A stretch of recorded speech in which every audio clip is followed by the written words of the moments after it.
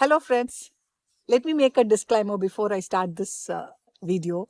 I am not a political person and I'm not talking for any political party, but I wanted to tell something which I felt unjust to a person. We all know that one of the famous South Indian actor who has come into politics now, and recently his personal issue has flared up in social media so much that each and every person has started commenting about his personal life, his behavior, and maybe even questioning his integrity.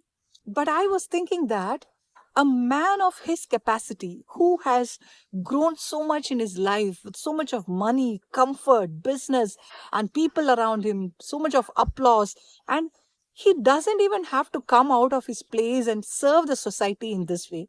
Do we even know the courage that it takes for a person at his place to come out of his comfort zone and take a decision to serve for this society, for the common people here?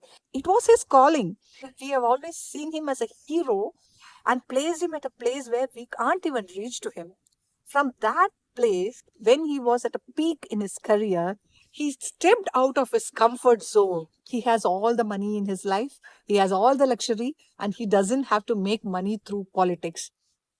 Even then, we all criticize him for his personal life, which has nothing to do with us. We have no right to comment about anybody else's personal life.